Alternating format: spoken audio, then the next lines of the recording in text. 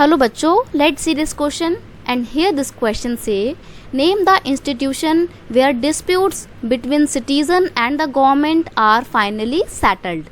Question आपसे बोल रहा है कि उस संस्था का नाम बताइए, उस इंस्टीट्यूशन का नाम बताइए जहाँ पर सिटीज़न और गवर्नमेंट के बीच के डिस्प्यूट्स को, झगड़ों को फाइनली रिजॉल्व किया जाता है, सेटल किया जाता है, यानी कि सॉल्व करते हैं।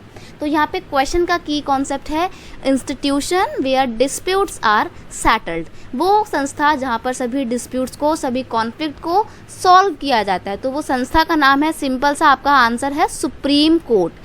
सुप्रीम कोर्ट जो है ये एक ऐसा संस्था है, एक ऐसी बॉडी है जो सभी तरीके के डिस्प्यूट्स को रिजॉल्व करती है, सेटल्ड करती है। अब मैं आपको बता देती हूँ कि किन किन तरीके के डिस्प्यूट्स को ये सॉल्व करती है। सबसे पहली बात, अगर कंट्री के सिटीजन्स के बीच में ही आपस में कोई झगड़ा हो जाए तो उसको भी रिजॉल्व करती है, या फिर कंट्री के लोगों, इट्स मीन सिटीजन्स और गवर्नमेंट के बीच में कोई झगड़ा हो जाए तो उसको भी सॉल्व करती है। अभी रिसेंट में आपने देखा होगा किसान बिल का जब बहुत बड़ा मूवमेंट चल रहा था तो इसके ऊपर फाइनल डिसीजन सुप्रीम कोर्ट ने ही लिया था, है ना।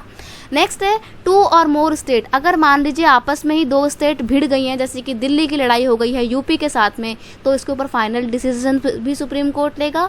और या फिर between the government at the union and state level, यानी कि सेंट्रल गवर्नमेंट और स्टेट गवर्नमेंट के बीच में किसी बात को लेकर लड़ाई हो गई है तो उसको भी रिजॉल्व करने का काम कौन करेगा?